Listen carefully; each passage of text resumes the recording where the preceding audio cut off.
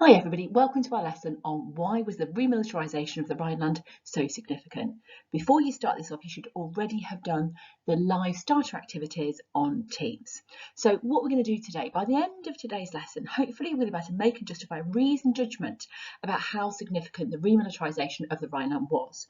Before we get to that point, we're going to look at how and why Hitler remilitarised that particular area, and we're going to describe how that remilitarisation actually worked.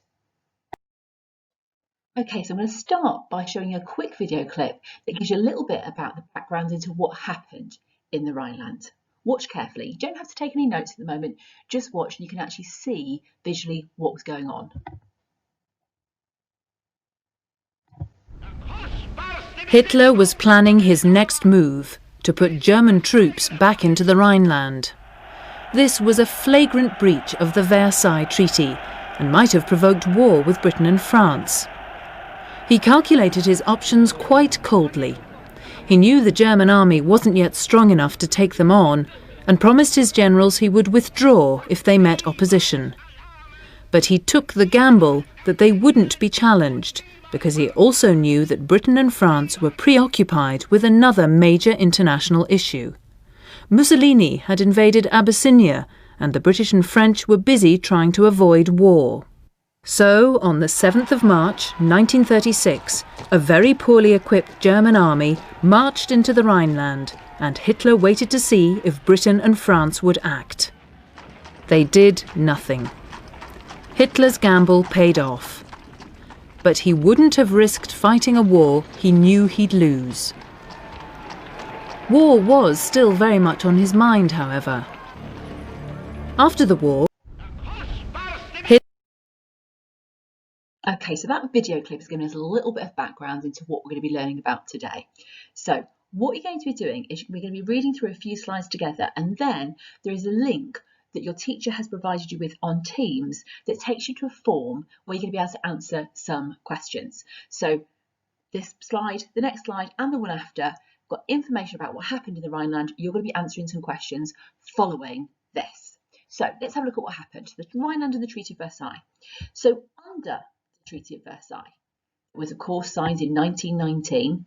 Germany had political control of the area, so they didn't lose the Rhineland.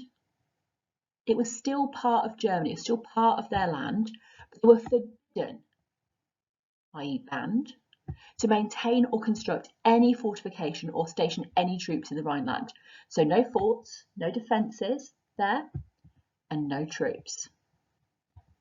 So the Rhineland remained German territory, but it wasn't German territory they could treat as they would any of their other land. On this land, it was special, it was between France and Germany, and therefore the Germans couldn't put troops there. So therefore, many Germans concluded they didn't actually fully control the area, despite it being in Germany itself. So they felt resentful. This is our land, and we're being told what we can and can't do here. If Germany violated or broke that term, it'd be seen as a hostile act, an act of aggression, an act of war. So putting troops there would be seen as breaking the Treaty of Versailles and Germany starting a war. The Locarno Treaty, signed in 1925 by Germany, France, Italy and Britain, stated that Rhineland should continue its demilitarised status permanently. So this wasn't just something that was meant to be for a few years. This was meant to, for the protection of France, remain a permanent state of affairs. Let's have a look how the story continues. We already know that Hitler is not going to be very happy with that. This is German territory that Germans can't put troops in, that Germans don't get to decide what to do with. But the reason why he decided to act in 1936 rather than any other time is quite important.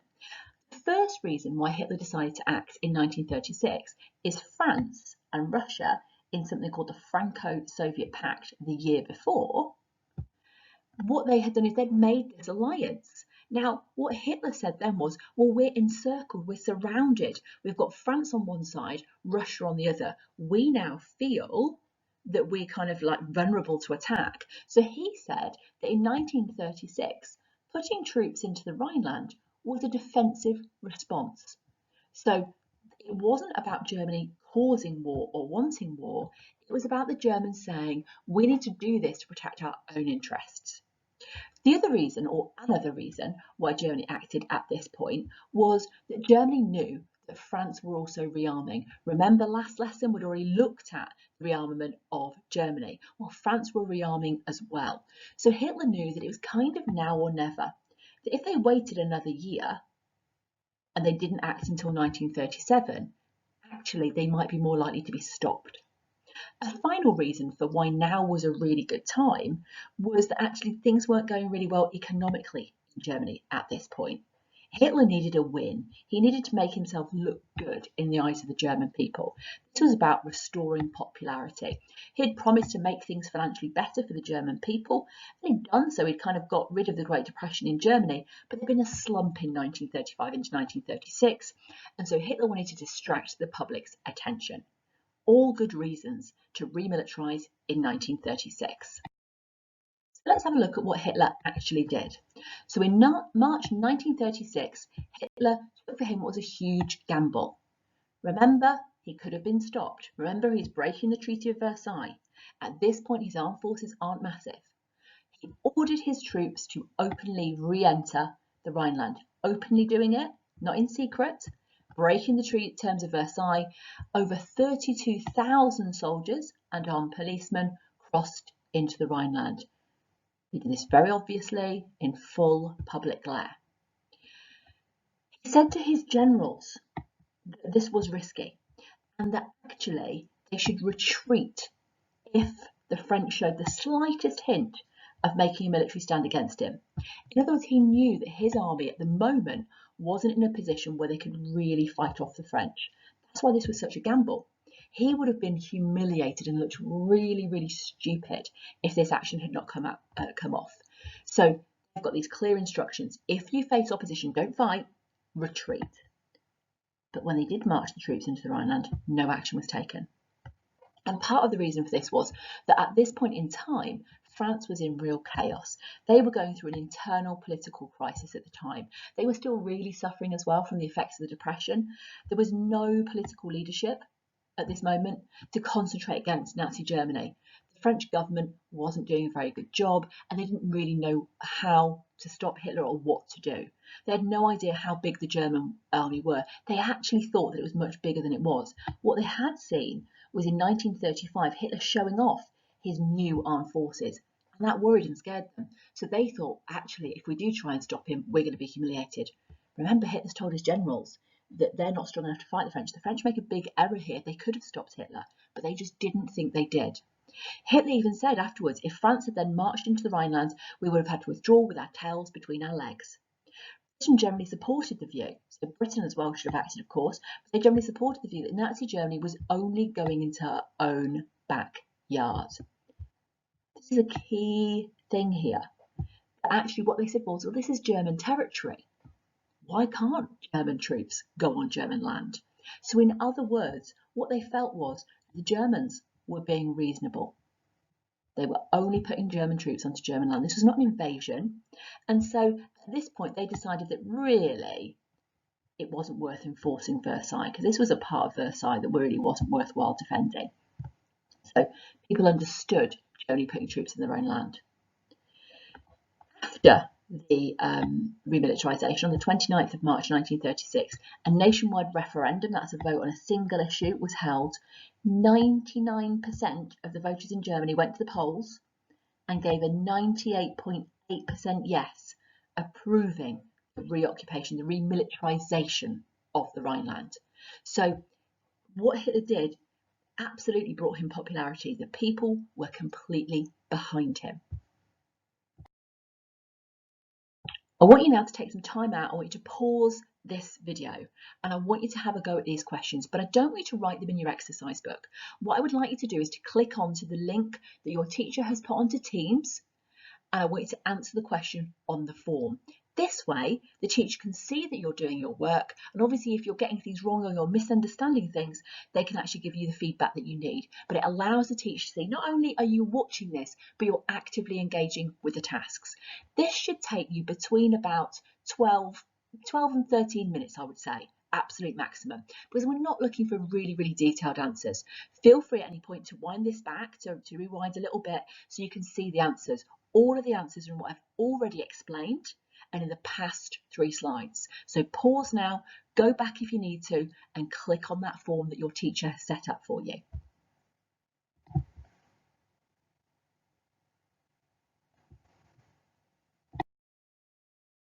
Now, this is the task that you're going to come to for the plenary at the end of the lesson.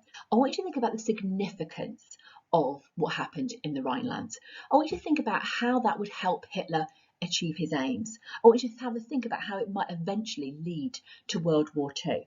So I want you to write a few sentences about this in your exercise book now. So you've already done the main tasks on the forms. What I want you to do now is tell me why this would be significant. So consider why Hitler would benefit from this. Consider how it makes Hitler look in the eyes of his people. Consider the actions of Britain and France. What does Hitler now think of Britain and France? Does he think that they're weak, considering that they could and maybe should have stopped him? Does he think they're going to stop him if he tries any other actions in the future? Have a real think about that and just jot down a few of your thoughts ready for today's plenary. This isn't the end, we've got a couple more tasks to do, but this is the main thing that we're going to discuss at the end of today's lesson. We've got two last things to have a very, very quick look at before we end today's lesson. The very last part of the lesson, we're going to have a look at a couple of actions that Hitler took against the communists in 1936 and 1937. Now, most of you will remember that one of Hitler's key aims in foreign policy was to defeat communism. He really didn't like that system of government. And the first way he did that was by the Spanish Civil War. Now, many of you may well know that a civil war is usually a war fought between people in one country. And the Spanish Civil War was that, but there were other countries that got involved as well. So in 1936, a civil war broke out in Spain between the communists, so from the left wing, people who wanted greater equality for the people of that country. So it's in Spain, it's between the communists and the right-wing rebels. So the communists were already kind of supporters of the current government. And then you've got people rebelling against the government, against the leader, General Franco. Now, General Franco was someone who had very similar beliefs to people such as Hitler and Mussolini, Mussolini being the leader of Italy. So Hitler saw this as a great opportunity. So he thought, well, it's a good opportunity to get rid of communism in Spain. I can fight against that. That's one of my foreign policy promises and aims. And I can try out my new armed forces, in particular, my new air force. Now, remember, Hitler had been banned from having an air force at all, or Germany had been under the Treaty of Versailles, but it built up quite a lot of planes by the time we get to 1936, and he wanted to use them in battle and see how it worked.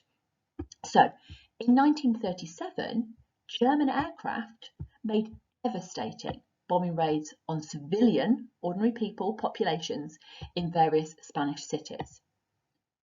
So, bombing, the League of Nations watched, they could do nothing. Remember, by this point, the League of Nations was particularly powerless because they'd already failed in Manchuria and Abyssinia, and people had lost complete faith in them. One place that was bombed particularly badly was a place called Guernica. This was quite a small Spanish city. It was pretty much devastated and destroyed by it. We're talking about men, women and children, innocent people who had nothing to do with the war, being killed. There's one of the most famous paintings by Pablo Picasso. It's called Guernica, and it's kind of showing the horrors of that war. Have a look after this, see if you can have a look at the picture and kind of what it shows about this particular war. This showed the world the suffering that modern weapons could cause. This is really, really important, because the world looked on, they saw newsreels, real footage of what was going on in Spain, and it terrified people, particularly people in Britain. People in Britain had never really felt vulnerable in war before because we had the sea as a barrier, stopping people from hurting our civilian populations. Now these planes, they could arrive in Britain and they could kill British civilians. The pictures of dead Spanish children were being shown in Britain. And that led Britain to a policy of appeasement and giving in to Hitler. We're going to talk about that policy in some upcoming lessons. What I would like you to do now from this slide, write the heading, Hitler's actions against the communists 1936-7, and the side heading, the Spanish Civil War. And I want you, please, to write down what happened here in less than 50 words. That means the information on here has to be cut down by at least half. There's 102 words there, so you need to cut it down by about half. Use my highlights there as a little bit of a guidance and a help. Just a few minutes to do that. Don't spend long on it. Shouldn't take too long at all. About 3 or 4 minutes to jot that down as 50 clear words. And our final piece of note-taking today is on something called the Anti-Comintern Pact. So remember, Hitler's kind of on his own. He hasn't got many allies, and it's useful to have allies. The Italian leader Mussolini had also helped out Franco and the fascists, the rebels, in the Spanish Civil War. So Hitler realised that they had something in common. At the same time, as they were kind of making an alliance and becoming friends, Hitler and Mussolini also noticed that there was another country in the world that had lots and lots in common with them, and that was the military dictatorship in Japan. So remember, the Japanese had invaded Manchuria in 1931. The Italians had invaded Abyssinia in 1935 and 1936. Hitler has started to be aggressive in his foreign policy. These three countries realised that they had a bond, that they had a pact. So in 1936, Germany and Japan signed something called the Anti-Comintern Pact, which means Anti-Communist International. Their aim was to limit communist influence around the world. They wanted to stop communism from growing, and particularly they were worried about the influence of the USSR, or Russia, the Union of Soviet Socialist Republics, Russia. In 1937, Italy also signed it.